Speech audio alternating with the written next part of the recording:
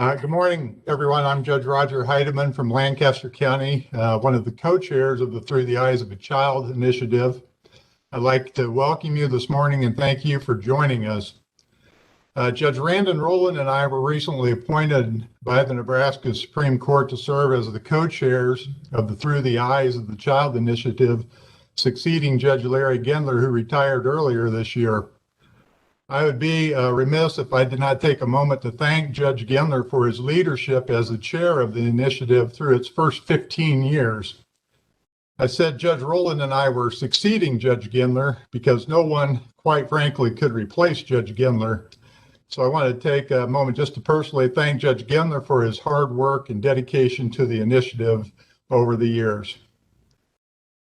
The COVID-19 pandemic has affected how we do our work with children, young adults, and families.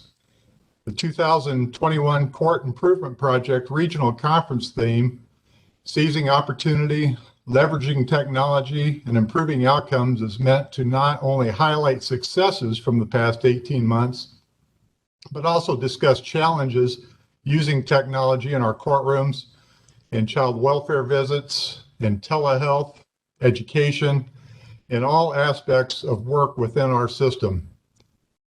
Today, we will hear from Dr. Cynthia Bernson with Evident Change, a nonprofit that uses data and research to improve child welfare, juvenile and adult justice, and adult protective service systems. Dr. Bernson works with child welfare systems to improve decision-making, use data for system improvements, and evaluate interventions. And today she will talk to us about her experiences and knowledge about virtual interactions with children. Terry Deal is a consultant with the National Center for State Courts and has experience working in both juvenile and family court research settings. Ms. Deal has recently conducted a virtual hearing study in several states, including Nebraska, and today we'll share the findings of that study. Perhaps most importantly, today you will hear from those with lived experience, young adults and parents who experienced firsthand how technology impacted their cases in a variety of ways. You will hear from them what they thought worked well and what, in their experiences, did not. I want to thank you all for your work that you do in your communities. As we all know, in the systems we work in, we must find creative solutions to difficult situations. I challenge you to take the information you learned today to help make a positive impact on the children, young adults, and families you work with in your community. I know this conference and the work of the Through the Eyes of a Child team will move the needle and affect those in your communities positively. Again, thank you for being here. Cool. Hello. I'm Zach Zarno, here with Danielle Hirsch. We're from the National Center for State Courts, bringing you another Tiny Chat. Danielle, today's topic is the digital divide, and it kicks off a series of chats about pre-hearing issues, things like e-filing and signatures and service. Help us put all that in context. Why are we starting with the digital divide? Well, we think it's important that before we get into the substantive procedural information, that we take a step back and think about who our end users are and what challenges they might face. And what I hope we'll learn from our speakers in a minute is that a lot of people across the country either don't have access to a smartphone, a tablet, or good broadband, and that as we go increasingly online, how we think about how to be sensitive to that fact.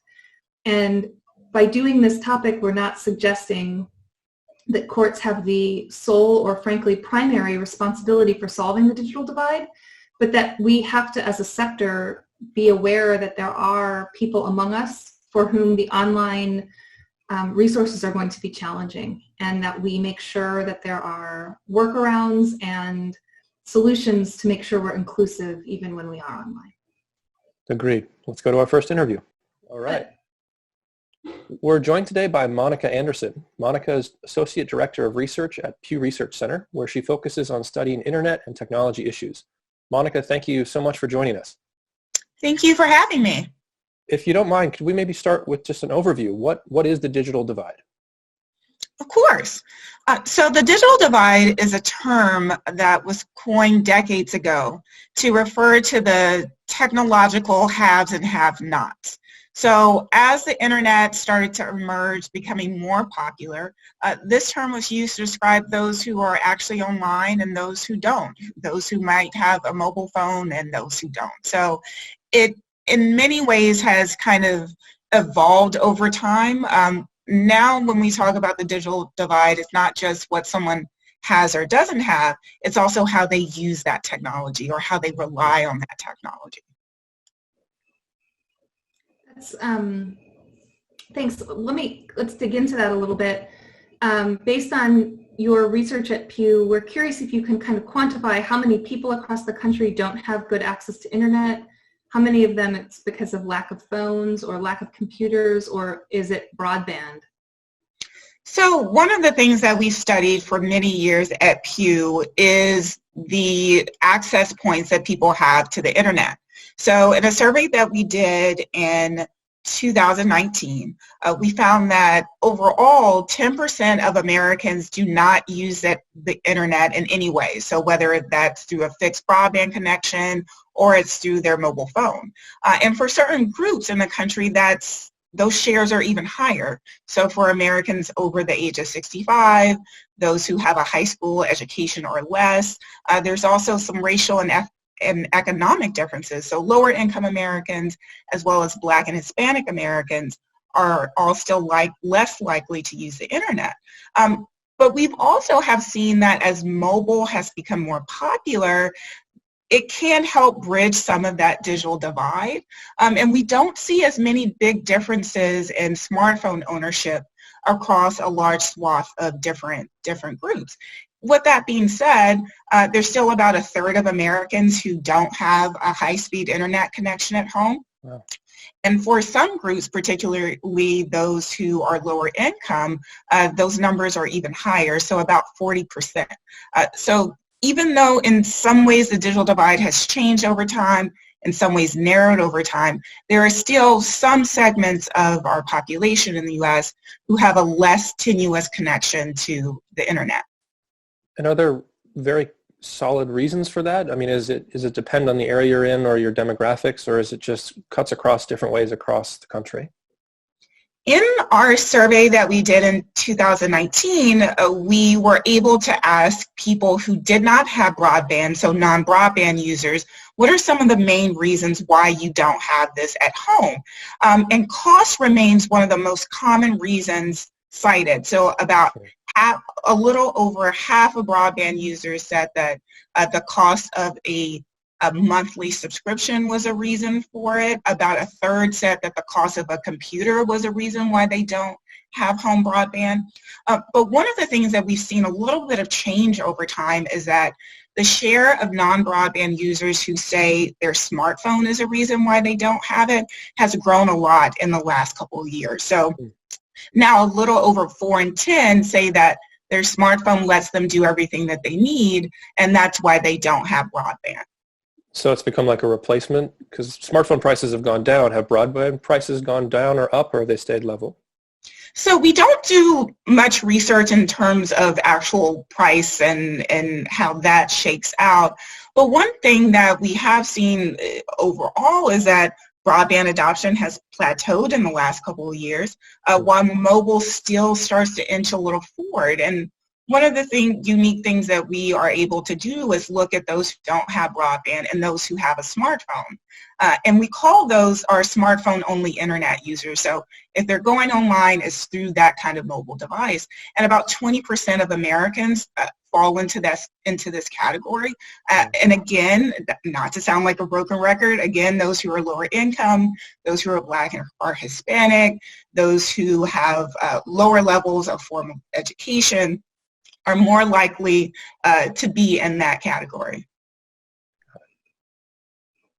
So when we obviously are looking at this through the lens of courts, but I'm curious if this is an issue that you see more prevalently in urban communities, in rural areas, or whether these issues of broadband and digital divide occur all over the country. That's a really interesting question. And I'd have to say it's a little bit complicated because as the digital divide has changed over time, a lot of those community type differences, so between rural and non-rural areas, have somewhat narrowed, but there still remains a gap. So even though a majority of rural Americans say they have a high-speed internet connection at home, I believe that number is around 2/3. For those living in urban or suburban areas, that number is closer to about 3/4. So there still remains those double-digit gaps. But also when we've asked Americans just generally about what are some of the major issues in your community, rural Americans are more likely than those living in other places to say access to a high-speed internet connection is an issue for them where they live. But that's also not to say that these issues aren't prevalent in other areas of the country, for example. So particularly in urban areas, when we've asked questions related to the digital divide, you also see that, they're more likely than those in suburban areas, for example, to say that it's an issue getting this kind of connectivity.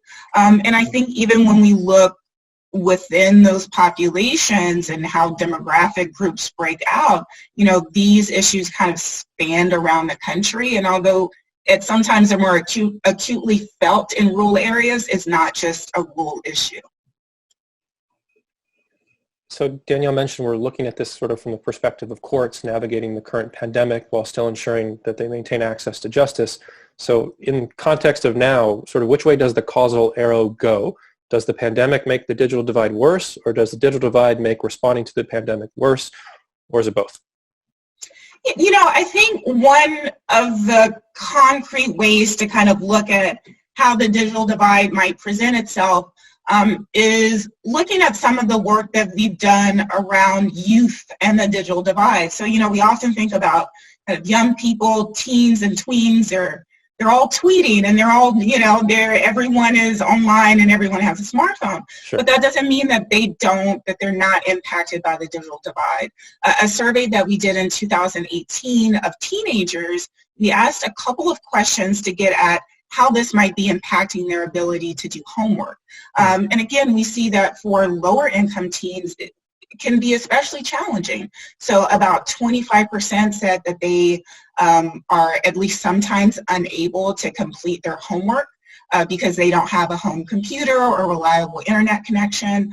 And for lower income teens, about 20% said that they have to, sometimes use public Wi-Fi to get their schoolwork done. So, I think that as schools close around the country, as, we're shifting to online assignments, I think that's a concrete way to look at, how, these are issues that have been salient for years, but also looking at how, when things are being driven online, what might be that potential impact. Sure. And are you starting to look into any of the pandemic-specific stuff yet? I know it's still sort of early days, but do you have research planned, or do you have an idea of where you might go? Yeah, so we've actually, we did a survey last month looking at kind of coronavirus-related material, asking about, people's experience with searching for information, using social media to talk about the pandemic. And then as we go throughout the year, undoubtedly this will be a big research area for us, learning more about kind of the pain points, people's reliance on the technology. And we've done some work around privacy and surveillance too. So asking about Americans' attitudes towards kind of cell phone tracking, whether or not they think that's acceptable or not. So, I think, in many ways the work that we do around technology is very kind of integrated to a lot of the current events. Well, I think that's all the questions we had for now. We really appreciate all of your time. This was informative, and I know that those in the court systems are going to love hearing this and understanding it in the broader context of the digital divide. So thank you again for your time. Yeah, thank you for having me.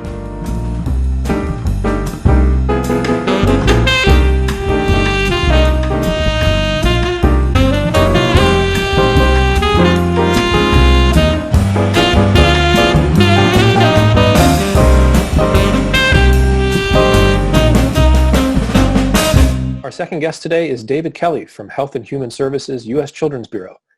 David, we've been talking about the digital divide today, and I'm sure a lot of court administrators are asking themselves, what could I possibly do about the digital divide? But the good news is you've got a bit of an answer for them. So maybe you could tell us a little bit about recent guidance issued by your office around Title IV-B funds. Sure, I'd be glad to.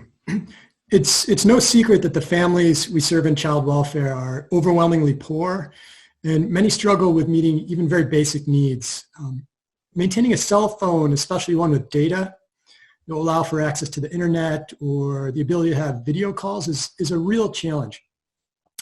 And now, inspired in part by the challenges of the pandemic, we've made a pretty critical policy decision that one of our primary pots of federal funding can now be used to help purchase cell phones for youth in foster care, the parents of youth in foster care, and resource families, also some people might know as foster families. And the reason we feel this is so important is that it really has direct implications for access to justice. The ability of a parent to stay in touch with their child when in foster care is critical to that child's health and well-being. And it's really important for the parent and the child to maintain those relationships when we want them to successfully reunify. It's also really critical for parents to be able to stay in touch with their attorneys to discuss their case and their caseworkers and other critical supports. And for too long, too many families have struggled with this challenge, and it's gotten in the way of providing the help in the most effective manner possible. That's really wonderful, David. Thank you. We have just one other question for you, which is, we know courts are not directly recipients of this funding, and so we are curious how you think courts can support this pot of money or this guidance in their own jurisdictions. Great question. It is the Child Welfare Agency's decision whether to access these funds and use them in this way. We hope they'll choose to do that, but we think that judges can really take the lead by doing something very simple, and that's in every single hearing and review, asking the parent directly, asking the social worker, the attorney, all the same question, and that is, does this parent have an operational cell phone? Do they have access to digital resources that will allow them to, take the most expedient routes available to staying in touch, to maintaining contact, to accessing services that are critical for the family's well-being. So simple questions we think will go a long way, and that can help encourage the agency to make these digital resources available as a normal course of business. Awesome. Well, thank you again for joining us. We wanted to spread the good news, and we're happy to disseminate it. Speaking of children, thanks a lot for your time, and take care. Thank you. Thank you. I'm so sorry. No, that's awesome. Thanks for watching, and thanks to Monica Anderson and David Kelly. Check out our new easy-to-remember links. They all start with ncsc.org/ and will be on your screen in a moment. So to subscribe, /tinychat subscribe, to see all of our Tiny Chats in one place, /tinychats, and for 30-minute brainstorming sessions on one of our topics, /Dr. Tiny Chat. Thanks, and be well.